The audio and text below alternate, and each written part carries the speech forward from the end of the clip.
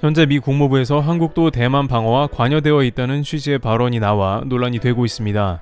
미국은 지금까지 한국 보고 대만 침공이 일어나면 관여되어야 한다는 의사는 거의 비친 적이 없습니다. 오히려 미국은 동북아에서 대만 방어에 관한 것은 대부분 일본만 언급을 수차례 한 적이 있습니다. 하지만 한국은 이에 대해 미국 매체에 전혀 뜻밖의 답변을 내놓았다고 전해지고 있는데요. 우선 현재 동북아 정세가 여전히 매우 복잡한 상황으로 치닫고 있는 것은 사실입니다. 러시아의 우크라이나 침공 영향으로 그러한 가능성과 기회를 살피는 중국은 행동으로 옮기기 시작했는데, 최근 중국은 실제 대만을 포위하는 훈련을 마무리한 것으로 보고가 나오고 있습니다. 대만에 상륙하고 함정으로 대만을 포위한 뒤 모든 통신시설을 단절하겠다는 겁니다. 특히 도널드 트럼프 대통령 집권 뒤 중국의 이러한 야욕은 더욱 노골화되고 있습니다. 공습부터 사이버 고립까지 5단계로 진행되며 이미 준비는 마쳤다는 분석이 나오고 있습니다. 중국 군부는 대만 포위의 시간을 단축하는 작전을 짜고 있으며 13시간으로 대만 6개 항구를 봉쇄합니다. 대만 공격을 시작하면 속전속결로 미국을 비롯한 주변국이 오기 전에 함락하겠다는 심산입니다. 중국 네티즌은 이에 관해 중국은 순식간에 수백 척의 함대를 동원할 수 있다라며 힘을 과시한다고 했습니다. 또한 중국 복수의 조선소에서는 중국판 이지스함을 비롯 상륙함 등 도합 수백 척을 목표로 공정을 진행 중인데, 관계자들은 한국은 초부가가치 선박에 최근 수주가 집중된 반면 중국은 벌크선이나 컨테이너선 등 중간 사이즈 수주를 휩쓸고 있으며, 수주가 많다 보니 이러한 선박을 빠른 시간 안에 건조하는 능력이 생겼고, 이제 시진핑 국가주석의 사면인과 그가 대만 수복 의지를 보이자 더욱 함대 건조에 박차를 가한다는 것입니다.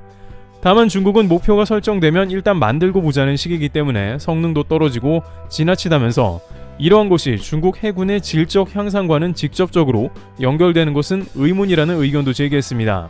하지만 미 군사연구소 등에서는 이러한 문제를 심상치 않게 받아들이고 있는 눈치입니다.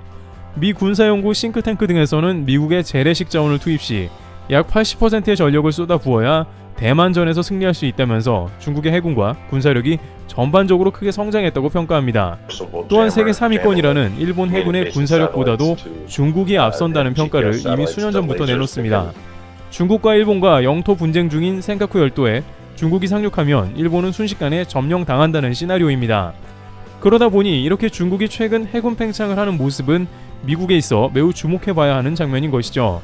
따라서 동북아시아의 안보가 어느 때보다 고조되며 대만 방어 라인의 설정이 더욱 필수적인 상황입니다. 그런데 이렇게 미중 간에 다시 대만을 놓고 설전이 벌어지자 그 다음의 시나리오로 넘어가는 것입니다.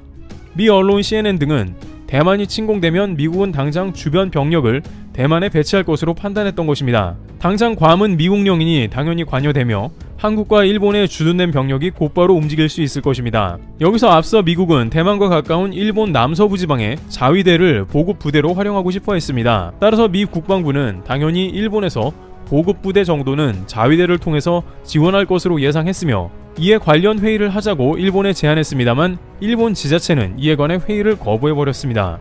일본에서는 주민들이 반발하고 있으며 자신들은 대만전에 개입되고 싶지 않다는 것이었습니다. 일본 트윗에서도 수많은 일본인들이 대만전에는 일본이 참가하지 않는다는 의견을 제기하기도 했습니다. 미국의 강력한 동맹이자 대만과 형제국가라는 일본이 이렇게 나오자 미 국방부는 황당하다는 반응이었는데요. 그런데 최근 다시 중국에서 해군의 걷잡을 수 없는 팽창과 군사를 키우고 있다는 소식에 이제 한국 얘기도 나온 것이죠. 지금까지 다소 예민한 부분이었는데 이를 미국에서 한국 측은 어떠냐는 제스처를 보인 것입니다. 게다가 올해 들어 대만 방송에서는 한국에 대해서 다양한 군사 분야를 보여주는 방송을 진행했습니다. 대만은 한국이 동북아시아의 최강의 육군을 꾸리고 있으며 전차 부대가 세계 최강이라고 치켜세우는 모습이었습니다. 그러면서 한국의 K2 전차는 폴란드에도 대거 팔리고 있고 유럽의 나토에서도 인정받는다고 얘기했습니다. 물론 이는 매우 정확한 정보인데 최근 폴란드는 물론 루마니아조차 K2 전차 3조 원가량 MOU를 체결했습니다. 또한 슬로바키아는 전 세계를 대절하면서 한국의 다양한 방산품으로 무기고를 채우려고 저울질입니다. 실제 한국은 K9 자주포만 해도 한국의 천문이 넘어가 생산량을 바로 해당국에 넘겨주기도 수월합니다. 한국 국군이 받을 물량을 양보하더라도 전혀 전선에는 지장이 없을 정도로 물량이 대단하다는 것입니다. 또한 대만 군사 채널에서는 한국의 155mm 포탄 등 각종 포탄 재고가 500만 발이 넘을 수 있다면서 최근 우크라이나의 포탄 재고가 지극히 모자란데 이것을 메우고도 남는다는 취지의 감탄을 하기도 했습니다. 즉 대만에서는 한국의 병력을 이렇게 활용하자며 한국에서 육군 병력이 파견될 가능성을 논하고 있는 것입니다. 한국 태극기를 코로나에 합성하며 전투기를 김치기로 비하하는 방송을 한 대만 TVBS에서는 황당하게도 미군은 공군, 일본은 해군, 한국은 육상 병력이 즉각 대만에 파견된다고 호언장담하기도 했습니다. 심지어 일부 대만과 중국 군사 채널에서는 그 근거로 미국이 한국을 동원하면 꼼짝 못한다고도 했습니다. 미군이 주한미군까지 대만에 파견하는 경우에 한국이 별 수 있겠나 따라와야 한다는 것입니다. 따라서 결국에 대만전이 발발하면 주변 동북아 동맹국이 중국을 막으러 온다는 흐름인데요. 이에 대해 미국에서도 싱크탱크 연구소와 정책에 깊게 관여하는 언론 등에서 목소리를 내고 있습니다. 미국, 주한미군 동원하자. 미국 싱크탱크의 스탠퍼드 국제학연구소 연구원은 중국과의 분쟁이 발생 시에 대비해서 주한미군을 한반도 밖의 비상상황, 중국과 관련된 상황에 활용할 수 있어야 한다고 주장한 것입니다. 이는 예전 바이든 정부에서도 비슷한 맥락에서 주한미군 활용을 언급한 적이 한두 차례 있었습니다. 이어 우리가 대만인을 지지하는 여러 이유 중 하나는 우리가 대만인과 가치를 공유하기 때문이며 그것은 우리의 한국 동맹에 대해서도 마찬가지다라고 설명하며 관련 질문에 답변한 것입니다. 이는 한국이 대만을 포함해 인도태평양 지역의 안정에서 역할을 하기 바란다는 우회적 표현입니다. 사실상 대만전 발발 시 한국에 은근한 압박이 될 수 있는 부분으로 미국의 입장을 확인한 셈인 것입니다. 이번 우크라이나전에서도 미국을 비롯한 서방은 한국이 무기 지원을 해주길 바란다는 취지를 전했습니다. 나토에서는 한국이 우크라이나에 무기를 지원하기 바라냐는 질문에 환영하지만 한국의 결정이라며 역시 한국에 대한 압박을 하기도 했으며 일부 언론에선 미국이 우크라이나에 한국 무기 리스트를 줬다고도 했습니다. 즉 미국은 한국에 무기를 지원하라고는 안 했지만 우크라이나에 한국 무기 리스트를 주며 압박한 것입니다. 그 이후 우크라이나 대사는 LIG 넥스원과 미팅을 잡는 등 한국의 무기 지원을 강력히 호소하기도 했습니다. 하지만 한국은 러시아와의 관계나 지정학적 위험에 있기 때문에 피복과 전투식량 등을 지원한 걸로 보입니다. 그런데 반면 한국 정부는 CNN의 동일한 질문에 대해서 다른 취지의 답변을 전달한 것으로 확인됩니다.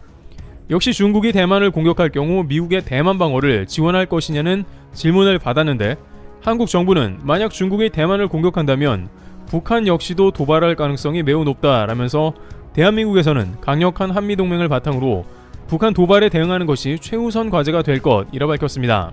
실제로 이것은 매우 중요한 점인데 한국이 무턱대고 대만에 병력을 파견하는 건 불가능합니다. 우선 대만에 병력을 보내는 것은 사실상 방어 이상의 중국을 직접 공격하게 된다는 뜻이 됩니다.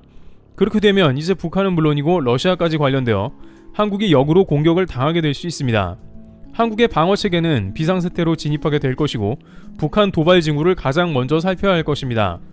또한 북한은 대륙간 탄도미사일까지 발사할 가능성이 있기에 미국도 북한을 주시해야 하는 대상인 것입니다. 결정적으로 최근 러시아는 북한과 매우 관계가 깊어지며 우크라이나전에 투입할 미사일 거래까지 마친 상황입니다. 만약 한국과 북한의 작은 국지전이라도 일어날 경우 러시아가 더욱 골치 아파질 가능성이 있는 것입니다. 따라서 이 경우에 동북아에서는 센카쿠를 지켜야 하는 일본 자위대가 투입될 가능성이 실제 높습니다. 대만전 발발 시 일본은 무조건 센카쿠에 가 있어야 하는데 중국이 속도전으로 인근을 모두 점령할 수 있어 일본 해상 자위대는 유사시 센카쿠와 대만 방어를 동시에 진행할 걸로 판단되는 것입니다. 이처럼 한국을 제외한 다른 국가에서는 한국의 군사력이 강하다며 꼭 이럴 때만 동원해야 한다는 의견을 제기하며 미국도 우크라이나 때와 같이 은근히 대만 방어에도 힘을 실어주기를 바라는 모습이 등장한 것입니다. 그러나 한국은 자주 국방을 위해서 군사력을 키우고 그러다 보니 수출도 자연스럽게 따라온 것이지 다른 누구를 방어할 만한 상황이 아니며 오히려 주변에서 전쟁 상황이 되면 더욱 한국을 지켜야 하는 것입니다. 게다가 주한미군 주둔 비용은 한국이 내고 있는데 대만을 지키러 동원된다는 게 말이 되지 않습니다. 트럼프 대통령은 주한미군 주둔 비용을 엄청나게 늘리려고 하는데 왜 대만에 동원되냐는 의문이 생깁니다.